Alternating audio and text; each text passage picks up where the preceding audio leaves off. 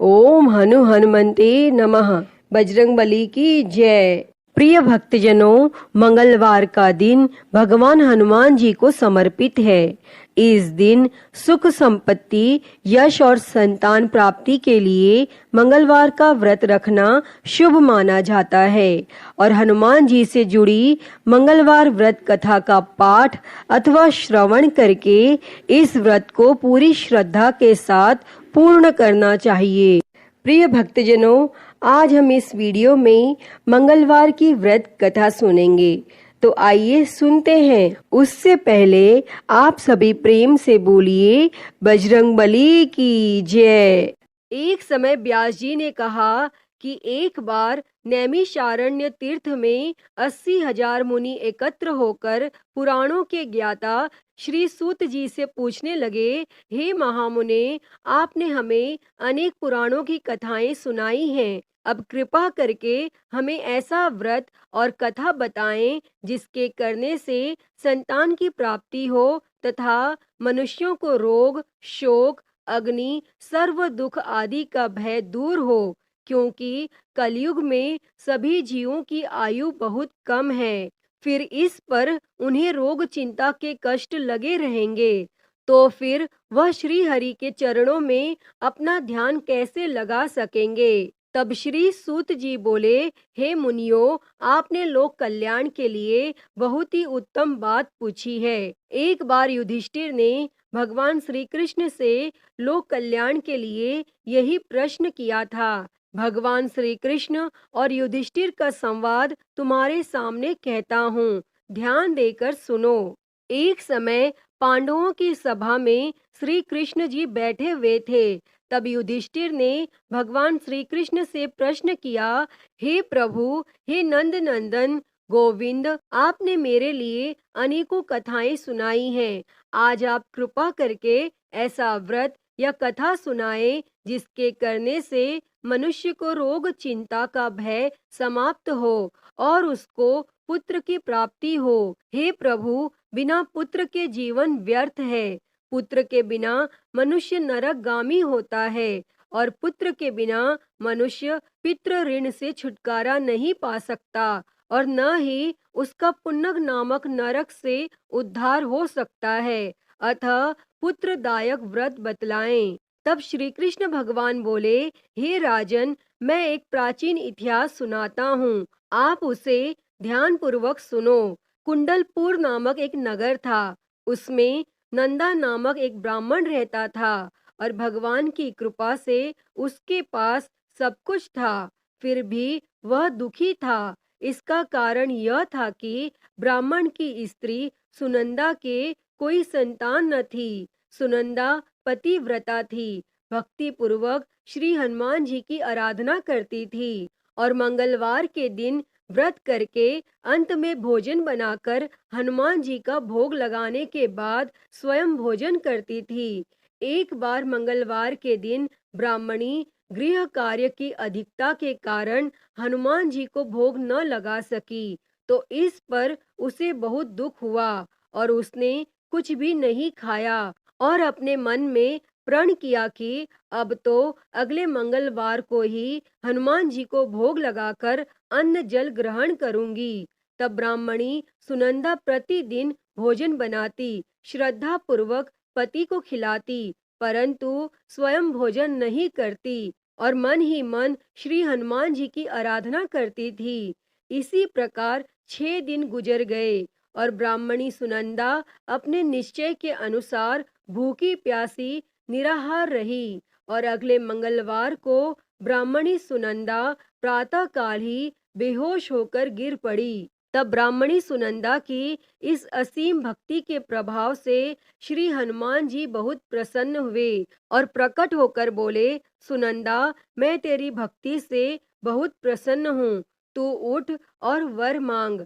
तब सुनंदा अपने आराध्य देव श्री हनुमान जी को देखकर आनंद की अधिकता से विह्वल हो श्री हनुमान जी के चरणों में गिरकर बोली, हे प्रभु, मेरी कोई संतान नहीं है, कृपा करके मुझे संतान प्राप्ति का आशीर्वाद दें, आपकी अति कृपा होगी। तब श्री महावीर जी बोले, तेरी इच्छा पूर्ण होगी। तेरे एक कन्या पैदा होगी, उसके अष्टांग प्रतिदिन सोना दिया करेंगे। इस प्रकार कहकर श्री महावीर जी अंतर्ध्यान हो गए। तब ब्राह्मणी सुनंदा बहुत हर्षित हुई और सभी समाचार अपने पति से कहा। तब ब्राह्मण देव कन्या का वरदान सुनकर कुछ दुखी हुए, परंतु सोना मिलने की बात सुनी तो बहुत प्रसन्न हुए और विचार किया कि ऐसी कन्या के साथ मेरी निर्धनता भी समाप्त हो जाएगी। तब श्री हनुमान जी की कृपा से वह ब्राह्मणी गर्भवती हुई और 10वें महीने में उसे बहुत ही सुंदर पुत्री प्राप्त हुई। यह बच्ची अपने पिता के घर में ठीक उसी तरह से बढ़ने लगी जिस प्रकार शुक्ल पक्ष का चंद्रमा बढ़ता है। और 10वें दिन ब्राह्मण ने उस बालिका का नामकरण संस्कार कराया। उसके कुल पुरोहित ने उस बालिका का नाम रत्नावली रखा, क्योंकि यह कन्या सोना प्रदान किया करती थी। इस कन्या ने पूर्व जन्म में बड़े ही विधान से मंगल देव का व्रत किया था। रत्नावली का अष्टांग बहुत सा सोना देता था और उस सोने से नंदा ब्राह्मण बहुत ही धनवान हो गए। अब ब्राह्मणी भी बहुत अभिमान करने लगी थी। समय बीतता रहा। अब रत्नावली 10 वर्ष की हो चुकी थी। एक दिन जब नंदा ब्राह्मण प्रसन्न चित्त था, तब सुनंदा ने अपने पति से कहा, मेरी पुत्री रत्नावली विवाह के योग्य हो गई है, अतः आप कोई सुंदर तथा योग्य वर देखकर इसका विवाह कर दें। तब यह सुनकर ब्राह्मण बोला, अभी तो रत्नावली बहुत छोटी है। तब ब्राह्मणी बोली, शास्त्रों की आज्ञा है कि कन्या 8वें वर्ष में गौरी, 9 वर्ष में रोहिणी, 10वें वर्ष में कन्या, इसके पश्चात रजस्वला हो जाती है। गौरी के दान से पाताल लोक की प्राप्ति होती है और रोहिणी के दान से वैकुंठ लोक की प्राप्ति होती है।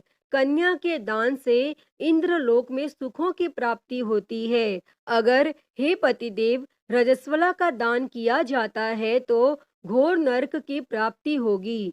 इस पर ब्राह्मण बोला, अभी तो रत्नावली मात्र 10 ही वर्ष की है और मैंने तो 16-16 साल की कन्याओं के विवाह कराए हैं, अभी जल्दी क्या है।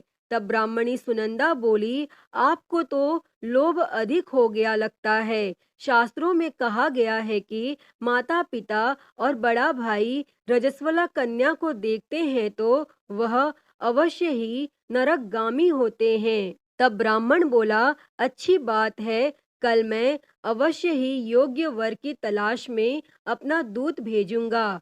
तब दूसरे दिन ब्राह्मण ने अपने दूत को बुलाया और आज्ञा दी कि जैसी सुंदर मेरी कन्या है वैसा ही सुंदर वर उसके लिए तलाश करो। और दूत अपने स्वामी की आज्ञा पाकर निकल पड़ा।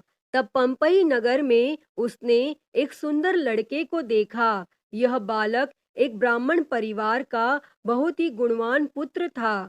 उसका नाम सोमेश्वर था और दूत ने इस सुंदर व गुणवान ब्राह्मण पुत्र के बारे में अपने स्वामी को पूर्ण विवरण दिया और फिर शुभ मुहूर्त में विधि पूर्वक कन्या दान करके ब्राह्मण ब्राह्मणी संतुष्ट हुए।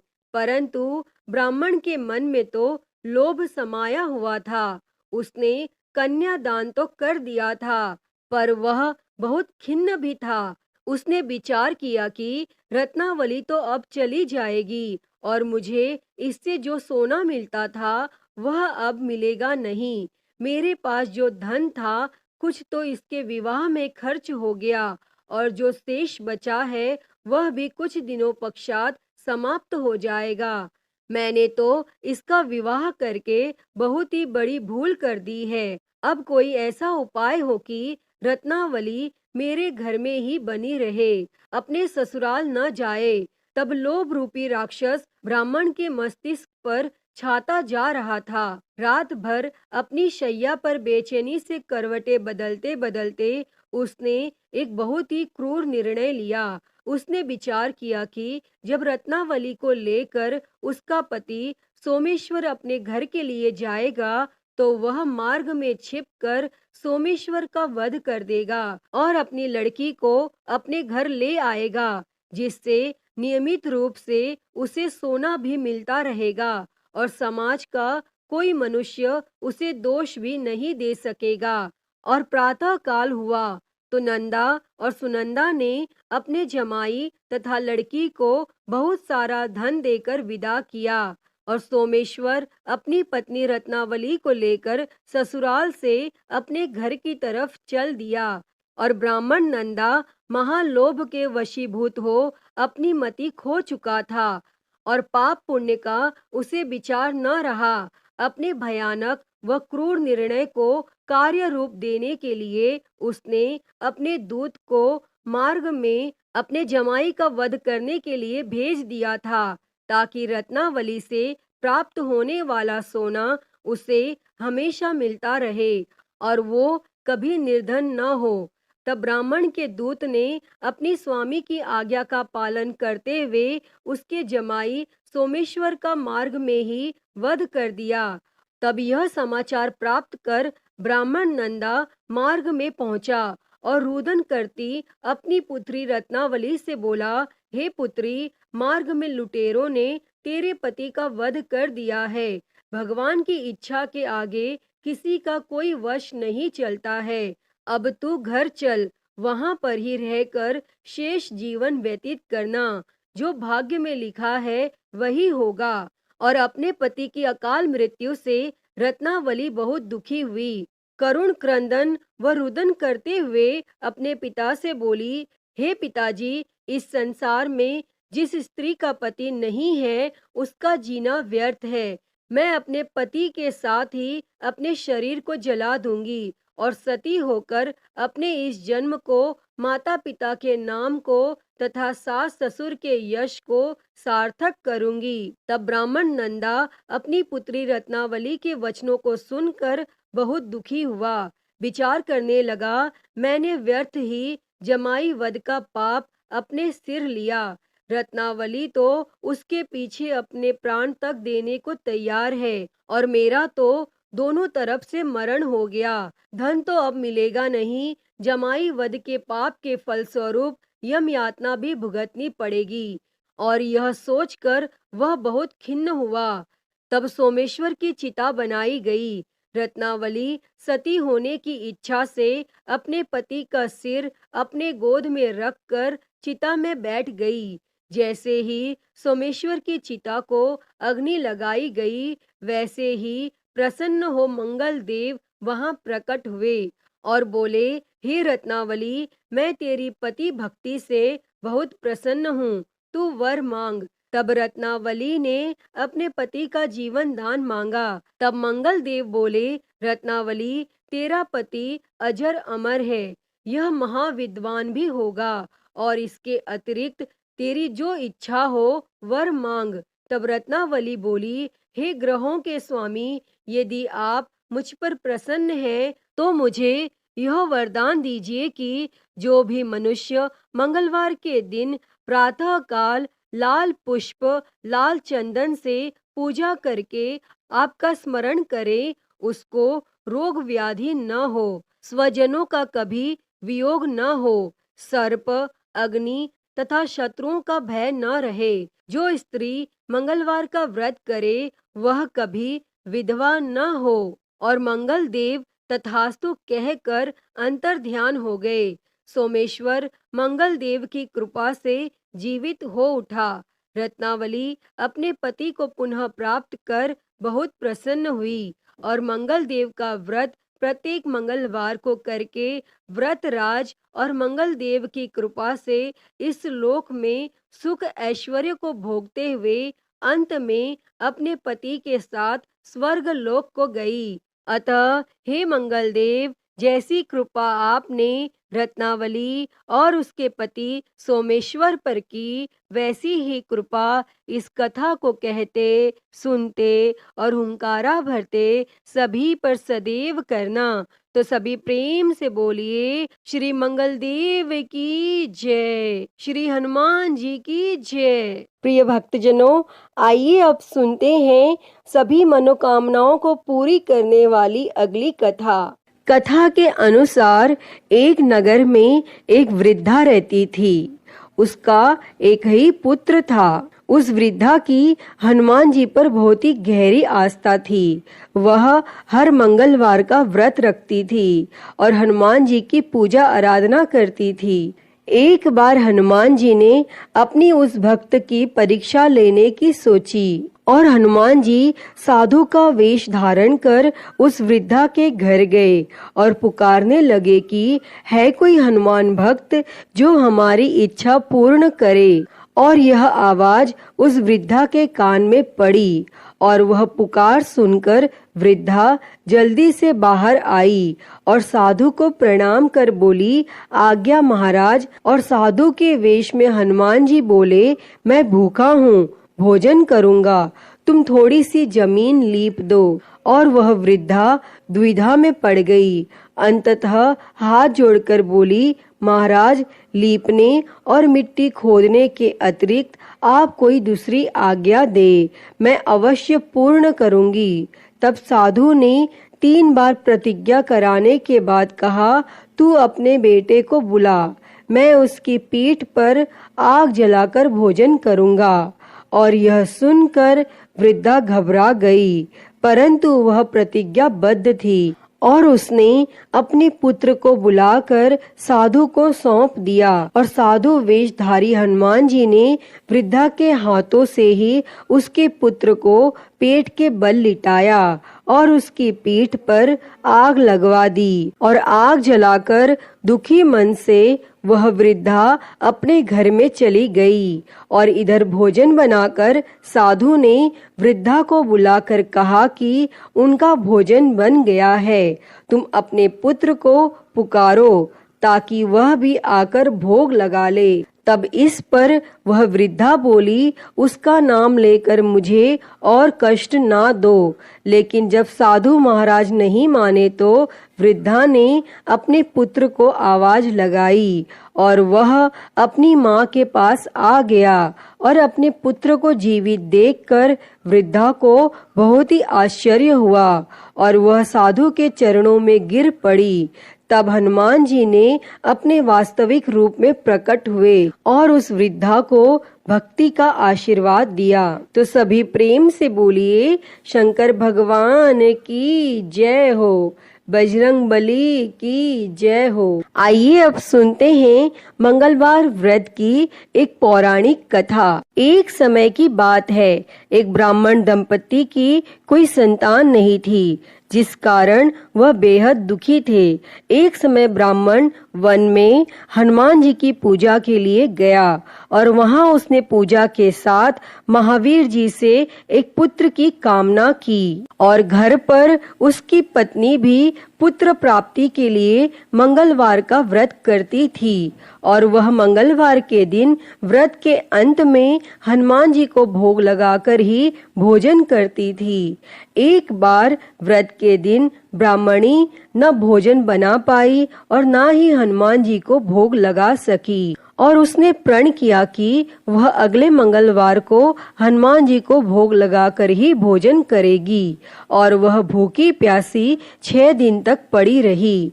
तब मंगलवार के दिन वह बेहोश हो गई। तब हनुमान जी उसकी निष्ठा और लगन को देखकर प्रसन्न हुए और उन्होंने आशीर्वाद स्वरूप ब्राह्मणी को एक पुत्र दिया और कहा कि यह तुम्हारी बहुत सेवा करेगा। और बालक को पाकर वह ब्राह्मणी अति प्रसन्न हुई और उसने बालक का नाम मंगल रखा। और कुछ समय उपरांत जब ब्राह्मण घर आया तो बालक को देख पूछा कि वह कौन है।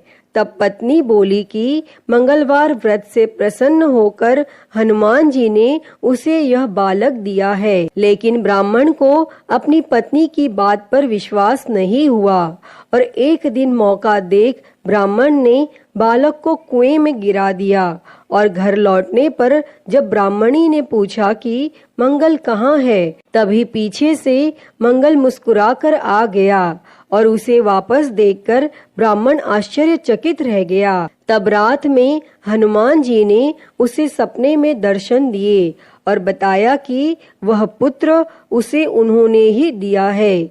तब ब्राह्मण सत्य जानकर बहुत खुश हुआ और इसके बाद ब्राह्मण दंपति प्रत्येक मंगलवार को व्रत रखने लगे। और जो मनुष्य मंगलवार व्रत कथा को पढ़ता या सुनता है और नियम से व्रत रखता है, उसे हनुमान जी की कृपा से सब कष्ट दूर होकर सर्व सुख प्राप्त होता है और वह हनुमान जी की दया का पात्र बनता है। अतः हे बजरंग बली, इस कथा को कहते, सुनते और हुंकारा भरते सब पर अपनी कृपा बनाए रखना। तो सभी प्रेम से बोलिए बजरंग बली की जय हो। प्रिय भक्तजनों, मैं उम्मीद करती हूँ कि आपको यह कथा पसंद आई होगी और अगर वीडियो अच्छी लगी हो तो इसे लाइक करें, ज्यादा से ज्यादा शेयर करें और कमेंट में बजरंग बली की जय लिखना ना भूलें। और हरिहर भक्ति चैनल को सब्सक्राइब कर नोटिफिकेशन बेल को जरूर ऑन कर ले। हर हर महादेव। धन्यवाद।